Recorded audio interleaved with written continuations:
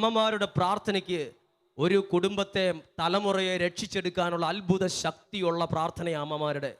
അതുകൊണ്ട് അമ്മമാരെ പ്രത്യേക സന്തോഷത്തോടെ പറയട്ടെ, ഒരമ്മയും പ്രാർത്ഥന നിർത്തിയേക്കരുത്. ഒരമ്മയും പ്രാർത്ഥന നിർത്തിയേക്കരുത്. ചിലപ്പോൾ വെള്ളം കോരി ഒഴിച്ചതിനെ കെടുത്തുന്നവരുണ്ടാകും, വിമർശിക്കുന്നവരുണ്ടാകും, ഒറ്റപ്പെടുത്തുന്നവരുണ്ടാകും, കുറ്റപ്പെടുത്തും. പക്ഷെ നിങ്ങൾ ഓർത്തോ, ആർ പറഞ്ഞാലും പറഞ്ഞില്ലേലും അമ്മമാരുടെ പ്രാർത്ഥന മക്കളുടെ രക്ഷയ്ക്കും വിടുതലിനും കാരണമാകും. ഉദാഹരണമാണ് അഗസ്റ്റിൻ്റെ അമ്മ. അമ്മയുടെ പേരാണ് മോനിക്ക. ഞാനൊരു ചോദ്യം ചോദിക്കട്ടെ. അമ്മ ഉപദേശിച്ചിട്ടാണോ പ്രാർത്ഥിച്ചിട്ടാണോ അഗസ്റ്റിൻ നന്നായേ? നിങ്ങൾ പറയും ഉപദേശം കൊണ്ട് ആരും രക്ഷപ്പെട്ടിട്ടില്ല, ഉപദേശം കേട്ട ആൾക്കാർ മടുത്തു. ഉപദേശിക്കുന്നവരെ കാണുന്നത് നമ്മൾ വേറൊരു വഴിക്കും, ഇതിലേ വരുവാണ് നമ്മൾ അപ്പുറത്തെ വഴി കുറുക്കിയാടി ഓടും. പുള്ളി ഉപദേശം കൊണ്ട് നടക്കുക. ഉപദേശം ആരെയും ഇന്ന് വരെ മാറ്റിയിട്ടില്ല. പക്ഷേ ഉപദേശത്തെക്കാൾ 1000 മടങ്ങ് പവർഫുൾ സാധനമാണ്, പവർഫുള്ളാണ് പ്രാർത്ഥനയ്ക്ക്.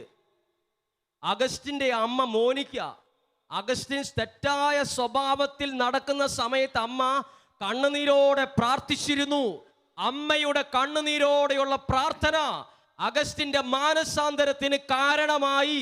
ചരിത്രം സാക്ഷിയാണ്. പറഞ്ഞേ ഹല്ലേലൂയാ, അവർക്ക് പറഞ്ഞേ ഹല്ലേലൂയാ.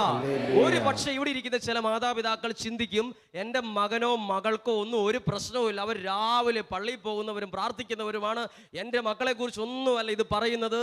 എന്നാൽ മാതാപിതാക്കളെല്ലാം അറിഞ്ഞിരിക്കുക, നിങ്ങൾക്ക് നിങ്ങളുടെ മക്കളെ പോലും നന്നായിട്ട് അറിയാൻ പാടില്ല. മക്കളെ അറിയാം, അവരെത്രാം ക്ലാസ്സിലാണ് പഠിക്കുന്നതെന്ന് അറിയാം, എത്ര ഡ്രസ്സുകളുണ്ടെന്നറിയാം, എല്ലാം നിങ്ങൾക്കറിയാം. പക്ഷേ പലർക്കും നന്നായിട്ടറിയില്ല. 2 വാക്കിന് 2 അർത്ഥമാണ്. നിങ്ങളെ എനിക്ക് അറിയാം ഇപ്പം, പക്ഷെ നിങ്ങളെ ആരെ എനിക്ക് നന്നായിട്ട് അറിയില്ല. എന്നെ നിങ്ങൾക്കറിയാം ഇപ്പം, പക്ഷെ എന്നെ നിങ്ങൾക്ക് നന്നായിട്ട് അറിയില്ല. അറിയാമെന്ന് പറയുന്നതും നന്നായിട്ട് അറിയാമെന്ന് പറയുന്നതും രണ്ടും രണ്ടാണ്. ഞാൻ എത്ര പേരോട് ചോദിക്കാം, മാതാപിതാക്കൾക്കും മക്കളെ നന്നായിട്ട് അറിയില്ല. അറിയാമായിരുന്നെങ്കിൽ നിങ്ങൾ ഇപ്പോൾ പ്രാർത്ഥിക്കുന്നതിനേക്കാൾ കൂടുതൽ തീക്ഷ്ണതയോടെ പ്രാർത്ഥിക്കാൻ പണ്ടേക്ക് തുടങ്ങിയേനെ.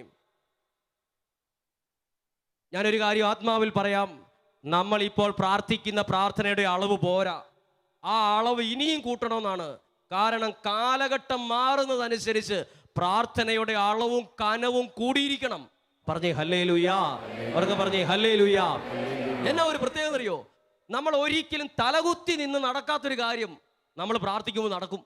നിങ്ങൾ ശ്രദ്ധിച്ചിട്ടുണ്ടോ? നമ്മൾ തലകുത്തി നിന്നിട്ട് നടക്കാത്തൊരു കാര്യമാണ്. പക്ഷെ അതിനുവേണ്ടി മുട്ടുമടക്കി 5 മിനിറ്റേ പ്രാർത്ഥിച്ചിട്ടുള്ളൂ. ഇതിനു മുമ്പ് 500 പേരെ വിട്ട് പറഞ്ഞതാ ഈ ഒരു പ്രശ്നത്തിന് ഒരു തീരുമാനം ഉണ്ടാക്കണമെന്ന്.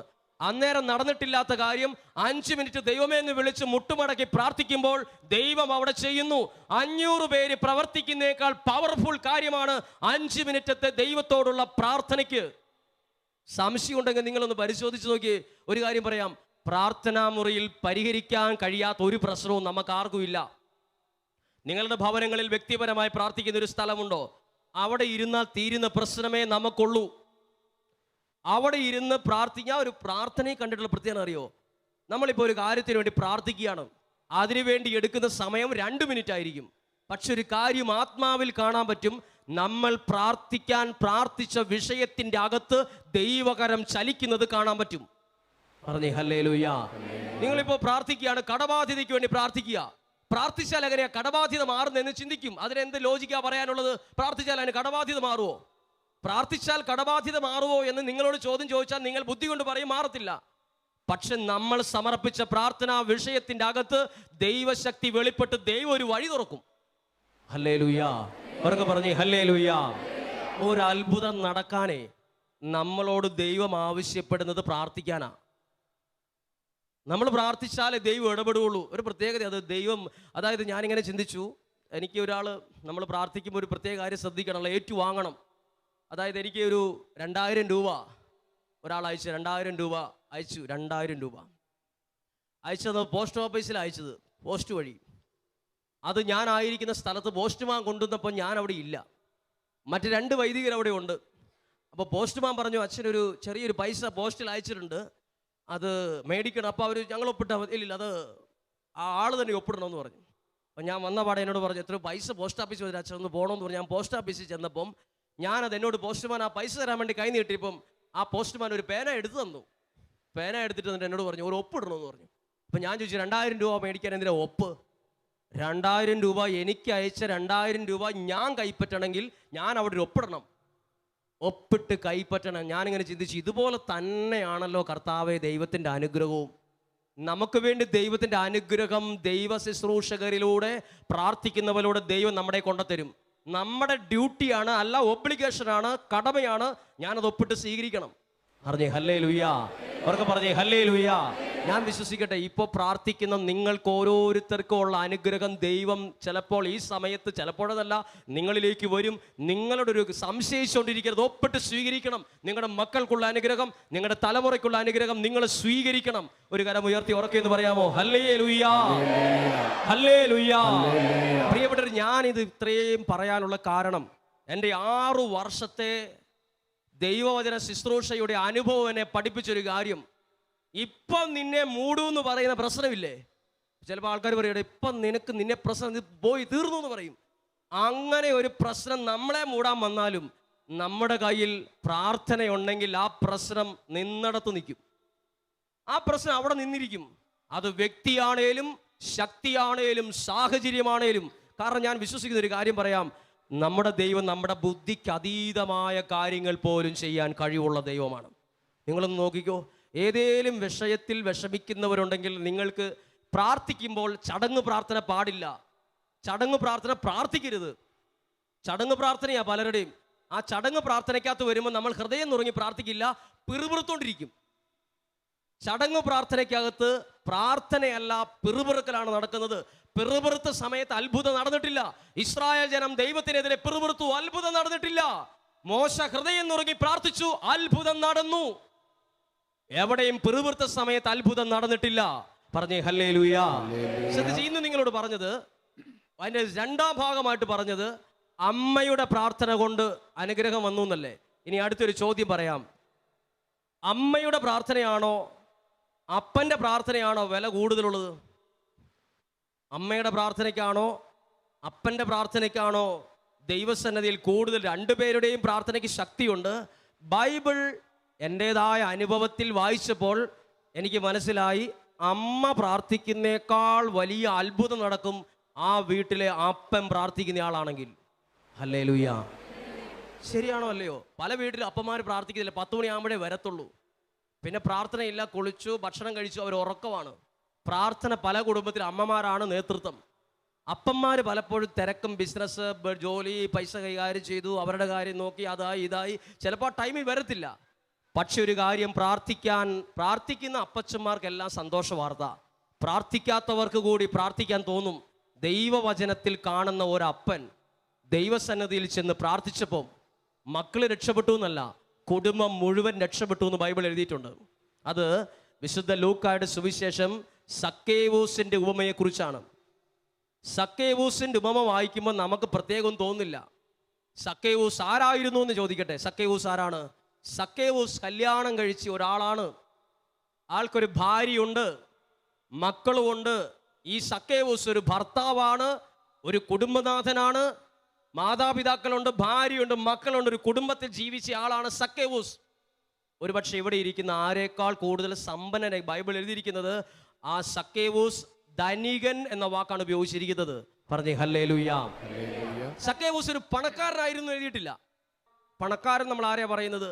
അത്യാവശ്യം പണമുള്ള ഒരാളെ നമ്മൾ പറയും അത് നല്ലൊരു പണക്കാരൻ്റെ വീടാകട്ടോ അല്ലെ പണക്കാരനാകട്ടോ എന്ന് പറയും. ചില ആളുകളെ നമ്മൾ നോക്കിയിട്ട് പറയും പണക്കാരൻ. നമ്മൾ വേറൊരു വാക്ക് ഉപയോഗിക്കും, ആളൊരു ധനികനാണെന്ന് പറഞ്ഞാൽ അതിനേക്കാൾ പണമുള്ള ഒരാളെയാണ് ആ വാക്ക് ഉപയോഗിക്കുന്നത്. ബൈബിളിൽ ഇവിടെ ഉപയോഗിച്ചിരിക്കുന്നത് ധനികൻ എന്ന വാക്കാണ്. അതിൻ്റെ അർത്ഥം നല്ല സാമ്പത്തിക ഭദ്രതയുള്ള ആളാണ്. ഈ കുടുംബനാഥനാണ് ഒരു ദിവസം ഈശോയെ കാണാൻ വേണ്ടി പോകുന്നത്. അമ്മ ആ കുടുംബത്തിലെ അയാളുടെ ഭാര്യ പോയി എന്നല്ല എഴുതിയിരിക്കുന്നത്. ആ കുടുംബത്തിലെ കുടുംബനാഥൻ തിരക്കെല്ലാം മാറ്റിവെച്ച് ദൈവസന്നിധിയിൽ ചെന്നു. ഏതെങ്കിലും ഒരു കുടുംബനാഥൻ ജീവിതത്തിൻ്റെ തിരക്കും ഉത്തരവാദിത്തങ്ങളും സമയവും മാറ്റിവെച്ച്, ആരോഗ്യം മാറ്റിവെച്ച് ദൈവസന്നിധിയിൽ ചെന്നിട്ടുണ്ടോ? ആ കുടുംബനാഥനിലൂടെ ആ കുടുംബം മുഴുവൻ അനുഗ്രഹം പ്രാപിച്ചിരിക്കും. അത് കർത്താവിൻ്റെ ഒരു വെളിപ്പാട് തന്നെയാണ്. പറഞ്ഞേ ഹല്ലേലൂയാ. ഒന്നുറക്കെ പറഞ്ഞേ ഹല്ലേലൂയാ. പ്രത്യേകിച്ച് ഒരു കാര്യം, നമ്മൾ ഈ കാലഘട്ടത്തിൽ ഒരു പ്രത്യേക പോസിറ്റീവായിട്ടൊരു കാര്യം പറയട്ടെ. പോസിറ്റീവായിട്ട്, അതായത് ഒത്തിരി ആളുകൾ പ്രാർത്ഥിക്കുന്നവരായി മാറിയിട്ടുണ്ട്. ഭയങ്കര നമ്മൾ സാധാരണ ജീവിതം നയിക്കുന്ന ഒരുപാട് പേര് നല്ല പ്രാർത്ഥിക്കുന്ന ആളായി മാറിയിട്ടുണ്ട്. ഒരപ്പച്ചൻ പറയുക, ഞാൻ പ്രാർത്ഥിക്കുന്ന ആളല്ലായിരുന്നു അച്ചോ, എൻ്റെ മകൻ്റെ പ്രാർത്ഥനയും വിശ്വാസവും കണ്ടിട്ട് ഞാനും കൂടി ഇപ്പോൾ പ്രാർത്ഥിക്കാൻ തുടങ്ങിയെന്ന്. പണ്ട് അപ്പന്മാർ പ്രാർത്ഥിച്ചിട്ടാണ് മക്കൾ പ്രാർത്ഥനയിലേക്ക് വരുന്നതെങ്കിൽ ഇന്നൊരു വേറൊരു വ്യത്യാസമുണ്ട്. മക്കൾ തീക്ഷ്ണതയുള്ളതായതുകൊണ്ട് ഇപ്പോൾ ആ കുടുംബത്തിലെ അപ്പച്ചൻ പറയുകയാണ്, എൻ്റെ മക്കളൊക്കെ ഭയങ്കര വിശ്വാസികളും പ്രാർത്ഥനക്കാരുമോ, കുർബാന മുടങ്ങത്തില്ല, പ്രാർത്ഥന മുടങ്ങത്തില്ല, അവരതിൽ നീറുപോലെയാണ് നിൽക്കുന്നത്, അതുകൊണ്ട് ഞാനും ഇപ്പോൾ പ്രാർത്ഥന മുടങ്ങാറില്ലെന്ന്. മക്കളിലൂടെ അപ്പന്മാര് ദൈവത്തെ അറിഞ്ഞ ഒത്തിരി പേരുണ്ട്. എന്നാൽ ഈ വാക്ക് നോക്കിക്കേ, സക്കേവൂസ് ഒരു ദിവസം ഈശോയെ കാണാൻ പോയപ്പം സക്കേവൂസിനോട് ഇറങ്ങി വരാൻ പറഞ്ഞപ്പോൾ ആദ്യം പറഞ്ഞ വാക്ക് എന്നാണെന്നറിയാമോ? എനിക്ക് നിന്റെ വീട്ടിലേക്ക് വരണമെന്നാ പറഞ്ഞേ. വീടെന്നുള്ള വാക്കല്ല ഉപയോഗിച്ചിരിക്കുന്നത്, ഭവനം എന്ന വാക്കാണ്. പറഞ്ഞേ ഹല്ലേലൂയ. ഒന്ന് ശ്രദ്ധിച്ചേ. കുടുംബത്തിലെ ഈ കുടുംബനാഥൻ ഈശോയുടെ അടുത്ത് ചെന്നപ്പോഴേ ഈശോ അവിടെ കൂടിയിരുന്ന് ഒരാളോടും പറഞ്ഞില്ലല്ലോ, ഞാൻ ഇവന്റെ വീട്ടിൽ പോയി കഴിഞ്ഞ് ഉടനെ തിരിച്ചു വരുമ്പോൾ നിന്റെ വീട്ടിൽ കയറാമെന്ന്. പോകുന്ന വഴിക്ക് ഇഷ്ടം പോലെ വീട്ടിൽ ജസ്റ്റ് ഒന്ന് കയറാൻ പാടില്ലായിരുന്നോ? ഈശോ വേറെ ആരുടെയും അധികം വീട്ടുകളിൽ പോയിട്ടില്ല. പക്ഷെ സക്കേവൂസിന്റെ വീട്ടിൽ പോയി. കാരണം ആ വീട്ടിൽ ഈശോ ചെല്ലാനുള്ള കാരണം അവിടുത്തെ കുടുംബനാഥന്റെ പ്രത്യേകത കൊണ്ടാ. പ്രിയപ്പെട്ടവർ ശ്രദ്ധിച്ചോ, കുടുംബനാഥന്മാരായിട്ടുള്ള എല്ലാ നിങ്ങൾ ദൈവത്തെ അറിഞ്ഞാൽ നിങ്ങളിലൂടെ രക്ഷപ്പെടുന്നത് ഒരാളല്ല, നിങ്ങളുടെ കുടുംബത്തിൽ ആയിരിക്കുന്ന മുഴുവൻ ആളുകളും രക്ഷപ്പെടാൻ മാത്രം കഴിവുള്ള പ്രാർത്ഥനയാണ് നിങ്ങളുടെ പ്രാർത്ഥനയ്ക്ക്. പറഞ്ഞേ ഹല്ലേലൂയ. ഒന്ന് ചേർന്ന് പറഞ്ഞേ ഹല്ലേലൂയ. സക്കേവൂസ്, ഞാനിങ്ങനെ ഭാവനയിൽ കണ്ട ഒരു കാര്യം പറയാം. ഭാവനയിൽ നിങ്ങളൊന്ന് കണ്ടു നോക്കിക്കേ. സക്കേവൂസ് എന്ന ആള് പോയ പോലല്ല തിരിച്ചു വരുതേ, ടൗണിലേക്ക് പോയതാണ്. പക്ഷെ തിരിച്ചു വരുമ്പോൾ ഈശോയെയും കൂട്ടിക്കൊണ്ട് ആ വീട്ടിലേക്ക് വരികയാണ്. ഈശോയും സക്കേവൂസും ഈശോയും ആ വീട്ടിലേക്ക് വരുന്നത് ആര് കണ്ടു കാണും? അല്ലെങ്കിൽ ആ വീട്ടിൽ ചെന്നപ്പം ഇന്നു വരെ ഈശോയെ കണ്ടിട്ടില്ലാത്ത സക്കേവൂസിന്റെ ഭാര്യ ആരിലൂടെയാ ഈശോയെ കണ്ടത്? ആരിലൂടെയായിരിക്കും? സക്കേവൂസിലൂടെ, ആ കുടുംബനാഥനിലൂടെയാ. സക്കേവൂസിന്റെ മക്കൾ ഈശോയെ കുറിച്ച് ചിലപ്പോൾ കേട്ടിട്ടുണ്ടായിരിക്കും, പക്ഷെ കണ്ടിട്ടുണ്ടായിരിക്കില്ല. സക്കേവൂസിന്റെ മക്കൾ എങ്ങനെയാ ഈശോയെ അറിഞ്ഞത്? അപ്പനിലൂടെയാ, കുടുംബത്തിലെ കുടുംബനാഥനിലൂടെയാ. പറഞ്ഞേ ഹല്ലേലൂയ. സക്കേവൂസിന്റെ വീട്ടിൽ വന്നതിന് ശേഷം ഇറങ്ങി പോകാൻ നേരത്തെ ഈശോ പറഞ്ഞു, നിന്റെ മക്കൾ രക്ഷപ്പെട്ടു എന്നാണോ പറഞ്ഞത്? നിന്റെ വീട് രക്ഷപ്പെട്ടു എന്നാണോ പറഞ്ഞത്? നീയും നിന്റെ ഭവനോ എന്നാ പറഞ്ഞേ. അമ്മ പ്രാർത്ഥിച്ചപ്പോ എന്നാ പറഞ്ഞേ? അമ്മ പ്രാർത്ഥിച്ചപ്പോ പറഞ്ഞു നിന്റെ മകള് രക്ഷപ്പെട്ടു എന്ന് പറഞ്ഞു, നീ പൊക്കോളാൻ പറഞ്ഞു. അപ്പൻ ചെന്നപ്പോ പറഞ്ഞു മക്കള് രക്ഷപ്പെട്ടു എന്നല്ല, കുടുംബം മുഴുവൻ രക്ഷപ്പെട്ടു എന്നാ പറഞ്ഞേ. നിങ്ങൾ തന്നെ ഒന്ന് കമ്പാരിസൺ നടത്തി നോക്കിക്കേ. അമ്മയുടെ പ്രാർത്ഥനയേക്കാൾ വിലയുണ്ട് കുടുംബത്തിലെ കുടുംബനാഥൻ ദൈവത്തെ അറിഞ്ഞാൽ. പറഞ്ഞേ ഹല്ലേലൂയ. പറഞ്ഞേ ഹല്ലേലൂയ. വളരെ കറക്റ്റാണ്. നമ്മൾ ചിന്തിക്കും എന്തിനാ പ്രാർത്ഥിക്കുന്നതെന്ന്. ഒരു കുടുംബത്തിൽ പ്രാർത്ഥനയുണ്ടെങ്കിൽ പ്രാർത്ഥനയുള്ള വീടിൻ്റെ മുറ്റത്ത് ചെല്ലുമ്പോഴേ അറിയാം ആ വീട്ടിൽ പ്രാർത്ഥനയുടെ അഭിഷേകം കാണാൻ പറ്റും. വീട് ചിലപ്പം ഓല കൊണ്ട് മറച്ചൊരു സാധനമായിരിക്കും, പക്ഷെ ആ വീട്ടിൽ ചെല്ലുമ്പോൾ എല്ലാ മുറികളും ലോകത്തിലെ ഏറ്റവും നല്ല മാർബിൾ ഒട്ടിച്ചതിനേക്കാൾ അഭിഷേകവും അനുഗ്രഹവും നമുക്ക് സാധാരണക്കാരന് ഫീൽ ചെയ്യും. ഞാൻ ഈ മാതാപിതാക്കളുടെ പ്രാർത്ഥനയ്ക്ക് ഭയങ്കര ശക്തിയുണ്ടെന്ന് പറയാൻ കാരണം, +2 പഠിക്കുന്ന ഒരു കൊച്ച് ബൈക്ക് ആക്സിഡൻറ്റിൽ മരിച്ചു കഴിഞ്ഞപ്പം നാട്ടിൽ ഭയങ്കര സന്തോഷമായ കാര്യമാണ്. പറയാൻ പറ്റുന്ന സംഭവമാണോ ഇവിടെയാണോ പറയേണ്ടതെന്നൊന്നും എനിക്കറിയാൻ പാടില്ല. പക്ഷെ എൻ്റെ മനസ്സിൽ ദൈവാത്മാവ് തോന്നിപ്പിച്ച കാര്യം പറയാം. ഒരു മകൻ മരിച്ചു, +2 ആയപ്പോഴാണ് മരിച്ചേ. അവന് ബൈക്ക് ഉണ്ടായിരുന്നു, അവന് ടച്ച് ഫോണും ഉണ്ടായിരുന്നു. അപ്പോൾ ഈ മകൻ മരിച്ച സമയത്ത് സ്കൂളിലെ സാറ് പറയുക അവൻ മരിച്ചത് നന്നായി എന്ന്. അപ്പോൾ ഇത് കേട്ട ഒരുപാട് പേര് പറഞ്ഞു ആ സാർ ഒരു മനസാക്ഷി ഇല്ലാത്തവനാണ്, ഇത്രയും ചെറിയ പ്രായം ജീവിച്ച് കൊതി തീർന്നിട്ടില്ല, ജീവിതത്തിൻ്റെ 1% പോലും ആയിട്ടില്ല, അതിനും ആക്സിഡൻറ്റ് ഭരിച്ചപ്പോൾ ഒരു മനസാക്ഷിയുള്ള ആരെങ്കിലും പറയുമോ? അപ്പോൾ ഈ സാറിനോടൊരു സുഹൃത്ത് ചോദിച്ചു, ഹലോ നിങ്ങളൊരു മനസാക്ഷി ഇല്ലാതെ വർത്തമാനം പറയരുത് കേട്ടോ എന്ന് പറഞ്ഞു. അപ്പോൾ ഈ സാറ് പറയാണ്, എന്നാ ഇത് പറഞ്ഞെന്നറിയാമോ, ഇവൻ ജീവിച്ചിരുന്നായിരുന്നെങ്കിൽ ഈ സ്കൂളിലെ ആൺകുട്ടികളെ മുഴുവൻ ബ്ലൂ ഫിലിം കാണിച്ച് ഇവൻ നശിപ്പിച്ചേനെന്ന് പറഞ്ഞു. അപ്പോഴാണ് ആൾ ചോദിക്കുന്നത് എന്താ അവൻ്റെ പരിപാടി? അവൻ്റെ കയ്യിൽ ഒരു ഫോണുണ്ട്, അതുകൊണ്ട് ബ്ലൂ ഫിലിം വിൽക്കലാണ് സ്കൂളിലെ അവൻ്റെ തൊഴിൽ. അവൻ മരിച്ചത് നന്നായി എന്ന്. അവൻ ഈ സ്കൂളിലെ ഒന്നും അറിയാത്ത കുറേ പാവപ്പെട്ട കുട്ടികളെ കൊണ്ടുവന്ന് എങ്ങനെയും വീട്ടിൽ നിന്ന് പൈസ മോഷ്ടിക്കാനുള്ള സമയ സാഹചര്യങ്ങൾ സൃഷ്ടിച്ച് ഇവിടെ കൊണ്ടുവന്ന് വിറ്റ് പല കുട്ടികളും പഠിക്കത്തില്ല, പല കുട്ടികളും കള്ളക്കളികൾ പഠിച്ചു, രീതികൾ പഠിച്ചു, സ്വഭാവം നഷ്ടപ്പെട്ടു, എല്ലാ രീതിയിലും നശിപ്പിക്കുകയായിരുന്നു അവൻ്റെ തൊഴിൽ. അപ്പോഴാണ് ഇവൻ്റെ അപ്പച്ചനെ കുറിച്ച്, ഇവൻ്റെ മാതാപിതാക്കളെ കുറിച്ച്, അവർ പാവം പണിക്കാരാണ്, രാവും പകലും കൂലിപ്പണി എടുക്കുന്ന ആൾക്കാരാണ്, കൂലിപ്പണി എടുക്കുന്ന നടക്കുന്നവരാണ്.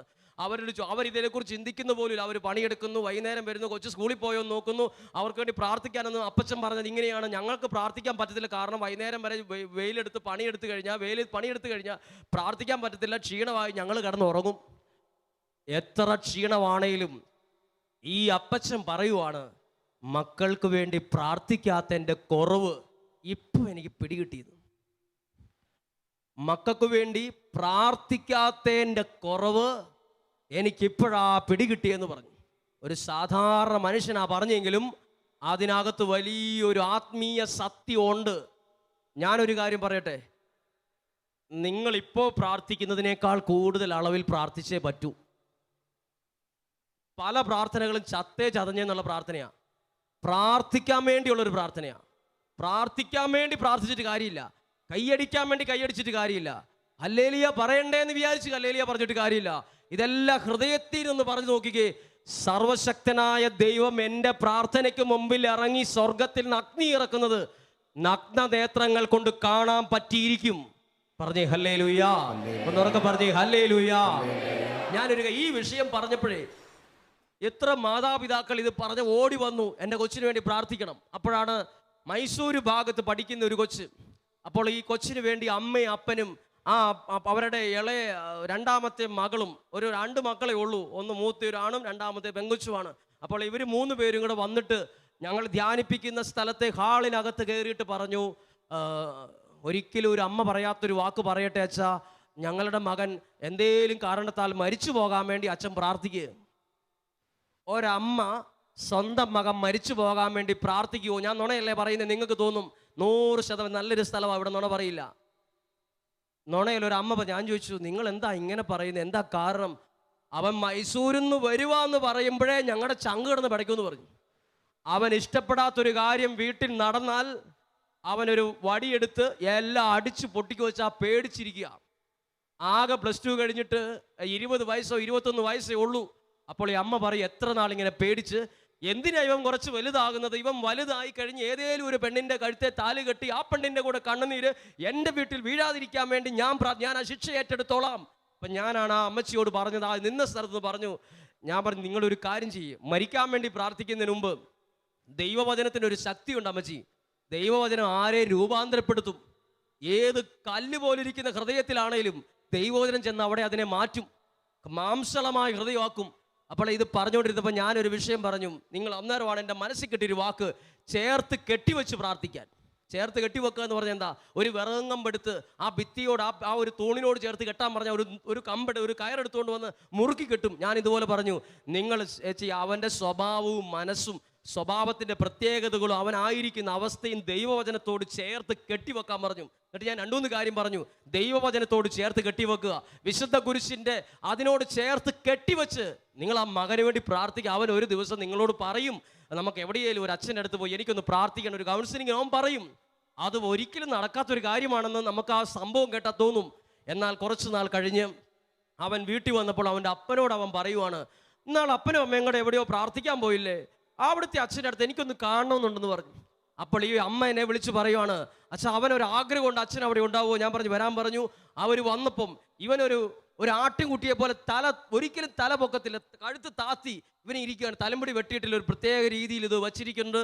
ഇവനോട് ചോദിച്ചു ഒരു കാര്യവും മറുപടി പറഞ്ഞിട്ടില്ല. പക്ഷേ അന്ന് മുതൽ അവനവിടെ വന്ന് ആ സമയം അതിനു മുമ്പിൽ അതിനുവേണ്ടി പ്രവർത്തിച്ച ഒരു കാര്യം മനസ്സ് മാറി. അവന് ദൈവത്തെ അറിഞ്ഞു. അവൻ മൈസൂരുള്ള പഠനം നിർത്തി. ഇപ്പോൾ കുറച്ച് നാളുകളായി ദൈവവചന ശുശ്രൂഷയോട് ചേർന്ന് നിൽക്കുന്നു. ദൈവത്തിൻ്റെ ശക്തമായ ഇടപെടൽ അവൻ്റെ ജീവിതത്തിൽ കണ്ടപ്പോൾ ഈ അമ്മ പറയുക, ഈ അമ്മമാരുടെ പ്രാർത്ഥനയ്ക്കും അപ്പന്മാരുടെ പ്രാർത്ഥനയ്ക്കും ഇത്രയും ശക്തിയുണ്ടെന്ന് ഇപ്പോഴാണ് തിരിച്ചറിഞ്ഞത്. എന്നിട്ട് ഒരു വാക്കിനോട് പറഞ്ഞു, ഒരു 10 വർഷം മുമ്പേ ആരേലും ഒന്ന് പറഞ്ഞു തരുമായിരുന്നെങ്കിൽ, ഈ ഒരു കാര്യമേ ഒരു 10 വർഷം മുമ്പ് ആരെങ്കിലും ഒന്ന് പറഞ്ഞ്, ഇത് കേട്ടോണ്ടിരിക്കുന്ന നമ്മൾ ഇനി പറയരുത്, ഇതാരും പറഞ്ഞു തന്നില്ലല്ലോ, ഇത് 2 വർഷം മുമ്പ് ആരെങ്കിലും ഒന്ന് പറയുമായിരുന്നെങ്കിൽ, ഇതാരെങ്കിലും പറയുമായിരുന്നെങ്കിൽ എന്നല്ല ഇത് പറഞ്ഞിട്ടുണ്ട്. നമ്മുടെ പ്രാർത്ഥനയ്ക്ക് വ്യക്തികളെയും സാഹചര്യങ്ങളെയും രൂപാന്തരപ്പെടുത്താൻ കഴിയും. പറഞ്ഞേ ഹല്ലേലൂയ, ഉറക്കെ പറഞ്ഞേ ഹല്ലേലൂയ. ഞാൻ വിശ്വസിക്കുന്ന ഒരു കാര്യം പറയും, നമ്മൾ പ്രാർത്ഥിക്കുന്ന ജീവനുള്ള ദൈവത്തോടാ. അപ്പൊ പ്രാർത്ഥിക്കുമ്പോഴും ചത്തിരിക്കരുത്. ജീവനുള്ള ദൈവത്തോട് പ്രാർത്ഥിക്കുമ്പോഴും നമുക്ക് ജീവനില്ല, നമ്മൾ ഉറങ്ങിയായിരിക്കുന്നത്. ജീവനുള്ള ദൈവത്തോട് പ്രാർത്ഥിക്കുമ്പോൾ ജീവനോടെ പ്രാർത്ഥിക്കണം. 5 മിനിറ്റേ പ്രാർത്ഥിച്ചുള്ളൂ, 5 മിനിറ്റ് ഹൃദയത്തിൽ നിന്ന് പ്രാർത്ഥിക്കണം. ആ പ്രാർത്ഥനയ്ക്ക് അത്ഭുതം നടക്കും. പറഞ്ഞേ ഹല്ലേലൂയ. ഇപ്പോൾ എൻ്റെ കൂടെ വന്നിട്ടുള്ള 10 പേരോളം ഉണ്ട്. അവർക്കെല്ലാം അറിയാവുന്ന ഒരാളെ ഞാൻ പറയുകയാണ്. എൻ്റെ മനസ്സിൽ ആ പേരുണ്ട്, പക്ഷെ ആ പേര് ഞാൻ മനസ്സിൽ വെച്ചുകൊണ്ടും എൻ്റെ കൂടെയുള്ള മുഴുവൻ ആളുകൾ 10-24 വയസ്സുള്ള ചെറുപ്പക്കാരനാണ്. 12 കേസാണ് തമിഴ്നാട് പോലീസ് സ്റ്റേഷനിൽ അവനുള്ളത്. 12 കേസ്. അവനുമായി ബന്ധപ്പെട്ട് തമിഴ്നാട് സ്റ്റേഷനിൽ ചെന്നപ്പം പോലീസുകാർ SI പറയുകയാണ്, മാവോയിസ്റ്റ് ലിസ്റ്റിൽ വരെ ഇവൻ്റെ പേരുണ്ട് ഫാദർ, ഇത് തീക്കളിയാണ്, ഇത് വലിയ പ്രശ്നമാണ്, ഇത് തൊട്ടാ പൊള്ളുന്ന കേസാണെന്ന് പറഞ്ഞു. ഭയങ്കര പ്രശ്നം. 12 കേസിലെ പ്രതി മാവോയിസ്റ്റ് ലിസ്റ്റിനകത്ത് വരെ പ്രതി പട്ടികയായിട്ട് പോലീസ് സ്റ്റേഷൻ അവൻ്റെ ഫോട്ടോ വെച്ചിട്ടുള്ള ആളാണ്. പക്ഷെ ഇവൻ്റെ അമ്മ ഞങ്ങൾ പ്രാർത്ഥിക്കുന്ന അനുഗ്രഹ ധ്യാന കേന്ദ്രത്തിൽ വന്ന് പ്രാർത്ഥിക്കുന്ന ഒരാളാണ്. ഇന്നും കൂടെ കണ്ടിട്ടാണ് വരുന്നത്, കുടുംബം മുഴുവൻ. അപ്പോൾ അമ്മ പ്രാർത്ഥിക്കുമ്പോൾ അപ്പുറത്തും ഇപ്പുറത്തും ആരെങ്കിലും ഉണ്ടോ നോക്കിയിട്ട് പ്രാർത്ഥിക്കുന്ന ഒരു അമ്മയല്ല. ഞാനത് എൻ്റെ റീഡിംഗ് ആണ് കേട്ടോ പറയുന്നത്. നമ്മൾ ചിലപ്പോൾ പ്രാർത്ഥിക്കുമ്പോൾ അപ്പുറത്ത് ആളുണ്ടോ ഇപ്പുറത്ത് ആളുണ്ടോ, പുറകിൽ ആരാ നിൽക്കുന്നത്, ഇപ്പുറത്ത് ആരാ നിൽക്കുന്നത്, അവർ കാണുന്നുണ്ടോ അവർ നോക്കണ്ടോ, നമ്മൾ നോക്കിയിട്ടാണ് നമ്മൾ പ്രാർത്ഥിക്കുന്നത്. ഇതിങ്ങനെ കണ്ണ് നിറഞ്ഞ് പ്രാർത്ഥിച്ചിട്ട് ഇത്രയും സ്വഭാവത്തിൽ മാറ്റം അത്രയും തകർന്നു പോയ അവൻ്റെ കൂടെയുള്ള 3 കൂട്ടുകാരും കഞ്ചാവ് കേസിൽ പിടിക്കപ്പെട്ട് ജയിലിൽ കിടക്കുന്ന ആളുകളാണ്. ഇവനെ പോലീസ് പിടിക്കാതിരിക്കാൻ കാരണം ആ ഒരാഴ്ച ഇവൻ അവിടെ ഞങ്ങളുടെ ധ്യാന കേന്ദ്രത്തിൽ ധ്യാനിച്ചുകൊണ്ടിരിക്കുകയാണ്. അപ്പോൾ ഇറങ്ങി വന്നപ്പോൾ അവൻ്റെ കൂട്ടുകാർ ചോദിച്ചോടാ, നീ ഇപ്പോഴും ജീവിച്ചിരിപ്പുണ്ടോ എന്ന് ചോദിച്ചു. നീ ഇപ്പോഴും ജീവിച്ചിരിപ്പുണ്ടോടാന്ന് ചോദിച്ചു. ഈ മനുഷ്യൻ്റെ അമ്മയുടെ പ്രാർത്ഥന കൊണ്ട് ഇന്ന് ആ മനുഷ്യൻ കരങ്ങൾ ഉയർത്തി ദൈവത്തെ സ്തുതിച്ച് പ്രാർത്ഥിക്കുന്ന ഒരു അനുഗ്രഹമുള്ള ആൾ എൻ്റെ കൂടെ 10 പേര് വന്നിട്ടുണ്ട്. ആ വ്യക്തി ഇത് പറയുമ്പോൾ എൻ്റെ കൂടെ വന്ന് 10 പേർക്കും ഈ മുഖം വളരെ ക്ലിയർ ആയിട്ട് മനസ്സിൽ കാണാൻ പറ്റുന്ന ആളുമാണ്. ഇത് പറയുമ്പോൾ വരെ ആ വ്യക്തിയുടെ മനസ്സ് എനിക്ക് കാണാം, ആ മുഖം എനിക്ക് കാണാം. ശ്രദ്ധിച്ചു. ഈ അത്ഭുതം നടക്കാനുള്ള കാരണം എന്നറിയോ? ഇന്നും കൂടെ ഞാൻ ചോദിച്ചു, മകന് നല്ല മാറ്റം ഉണ്ടല്ലോ എന്ന് പറഞ്ഞപ്പം കയ്യിലിരുന്ന തുവാല കൊണ്ട് 2 കണ്ണും അമർത്തിപ്പിടിച്ച് കരഞ്ഞു. 2 കണ്ണും തുവാല കൊണ്ട് അമർത്തിപ്പിടിച്ച് കരഞ്ഞു. സന്തോഷം കൊണ്ട് കരഞ്ഞതാണ്. എവിടെ ഈ അത്ഭുതം നടന്നത്? അമ്മയുടെ കണ്ണുനീരോടെയുള്ള പ്രാർത്ഥനയിൽ. പറഞ്ഞേ ഹല്ലേലൂയ. അവർക്ക് പറഞ്ഞേ ഹല്ലേലൂയ. പ്രിയപ്പെട്ടവരെ, ഇത് നിങ്ങളുടെ ആത്മീയ ജീവിതത്തിൽ ഒരു ഭയങ്കര പിടിവള്ളി പോലെ ആയിട്ടെ.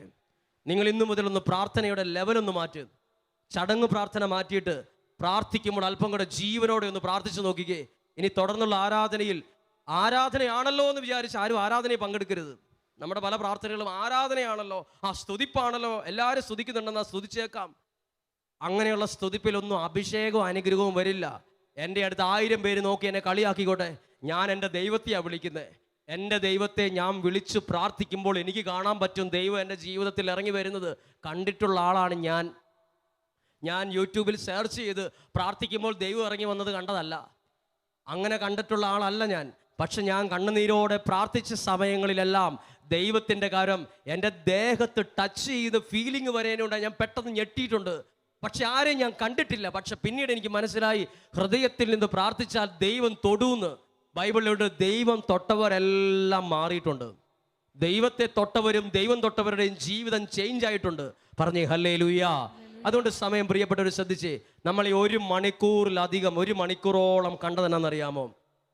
നമ്മളുടെ പ്രാർത്ഥനയുടെ വിലയെക്കുറിച്ചാണ്, നമ്മുടെ പ്രാർത്ഥനയുടെ ശക്തിയെക്കുറിച്ചാണ്. ഒരു കുഞ്ഞു കാര്യം കൂടെ പറയട്ടെ. പ്രാർത്ഥിക്കുമ്പോൾ വേറൊരു പ്രത്യേക കാര്യം കൂടി വേണം. ഈശോ പ്രാർത്ഥിക്കാൻ പഠിപ്പിച്ചപ്പോൾ ഉപയോഗിച്ച പ്രാർത്ഥന ഏതാ? ഇതിനകത്ത് ഒരു വാക്ക് 6 പ്രാവശ്യം ആവർത്തിച്ചിട്ടുണ്ട്. ഏതായിരിക്കും? ഒരു വാക്ക് കണ്ടിന്യൂസ് ആയിട്ട്. ആ വാക്കാണ് ഞങ്ങൾ. ആ പ്രാർത്ഥന ചൊല്ലി നോക്കിക്കേ.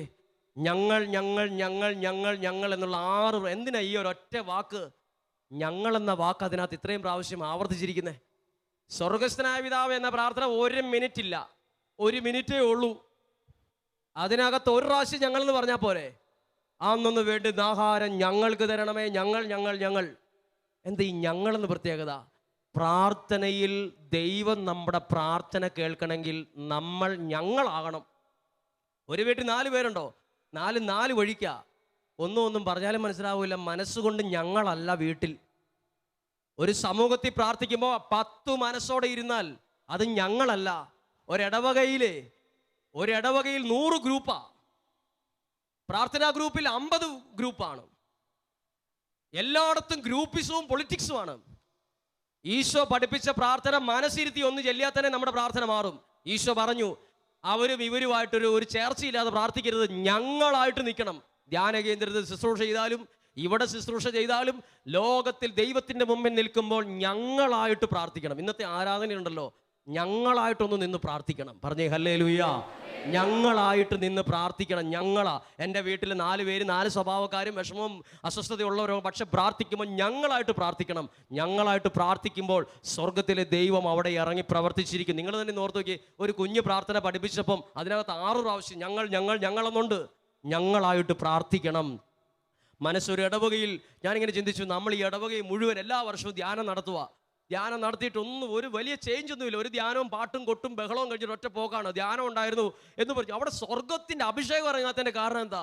അവിടെ പിന്നീട് ആ വിഷയത്തെ ചിന്തിക്കുമ്പോഴറിയണത്, പ്രാർത്ഥനാ ഗ്രൂപ്പ് 100 പൊളിറ്റിക്സ് ഉണ്ട്, ഇടവകയിൽ 3-4 ഗ്രൂപ്പുണ്ട്, അവർ ഇവർക്കെതിരാണ്, അവർ അവിടെ എതിരാണ്, അവർ ഇതിൻ്റെ കാര്യത്തിനെതിരാണ്, അവർ പള്ളി കയറാത്തവരാണ്.